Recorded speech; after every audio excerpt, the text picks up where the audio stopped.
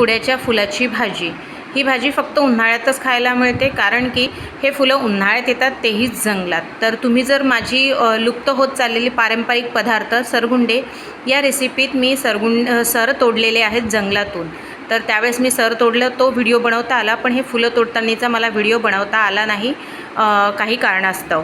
तर रेसिपीला सुरुवात करूया। सुरुवात करण्याआधी तुम्ही जर ही रेसिपी फेसबुकवर बघत असाल तर माझ्या पेजला फॉलो करा, आणि यूट्यूबवर बघत असाल तर माझ्या चॅनलला सबस्क्राईब करा। त्याचबरोबर लाईक, शेअर आणि कमेंट तर नक्कीच करा, आणि व्हिडिओ पूर्ण बघा, कारण स्किप करून बघाल तर तुम्हाला कळणार नाही कुठल्या वेळेला काय घातलेलं आहे। म्हणून स्किप करून बघू नका, पूर्ण व्हिडिओ बघा। हॅलो फ्रेंड्स, मी लतिकाज किचनमध्ये तुमचं स्वागत आहे। हे कुड्याचे फुलं आहेत बघा, असे व्हाईट कलरचे येतात। आता त्याला आणले तर ते थोडेसे लालसर झाले आहेत, तर तुम्ही याचा सुकवासुद्धा बनवू शकता। मी सुकवा पण बनवलेला आहे, तो सुक्याची भाजी कशी करते ते पण मी तुम्हाला दाखवील। तर मी आता एवढे फुलं घेतलेले आहेत, साधारणतः 3 ते 4 मूठ फुलं आहेत। त्यासाठी मी 5-6 कांदे कापणार, बारीक चिरून घेणार छान। बघा इथे बारीक छान चिरून घेतलेले आहेत। ह्या फुलांची भाजी खाल्ल्याने आपल्याला पोटाचे विकार होत नाहीत, म्हणून ही भाजी उन्हाळ्यात खायला आणि तशी चवीला खूप छान लागते। तर इथे मी कढई घेतलेली आहे, कढईत मी 2 माप तेल टाकलेलं आहे, त्यात मी कांदे घालून घेते आहे पूर्ण। बघा छान कांदे टाकलेले आहेत। आता याला घोटून घेणार व्यवस्थित असं। त्यात आता मीठ घालणार, तुम्ही चवीपुरतं मीठ एकत्रच घातलं तरीही चालेल, कारण की कांद्यात मीठ घातलं तर लवकर शिजतात ते आणि लवकर हे होतात। झाकून मी याला छान शिजू दिलेलं आहे, बघा झाकून ठेवलेलं आहे। कांदे अर्धे होत आलेले आहेत।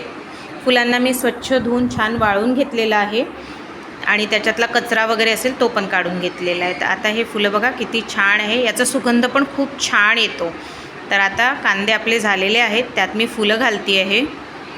बघा असे फुलं घालून घ्यायचे, खूप छान चवीला तर भाजी एक नंबर अप्रतिम अशी लागते। तर याला घोटून घ्यायचं आणि झाकून अजून थोडं शिजू द्यायचं, अगदी 2 मिनटं किंवा कमी शिजवलं तरी चालेल। तर आता घोटलेलं आहे, याला झाकून शिजू द्यायचं आहे आपल्याला। जास्त फास्ट गॅस ठेवायची नाही, अगदी मंद आचेवरच ठेवायचं। आता याला 2 मिनटं झालेली आहेत, काढून घेते झाकण आणि परत फिरवते आहे मी। व्यवस्थित फिरून घ्यायचं म्हणजे एकत्र होतं, काही नाही। अगदी कांदा आणि तिखट मीठ टाकून ही भाजी खूप चवीला जबरदस्त लागते, इतके तर फुलाची टेस्टच खूप छान असते।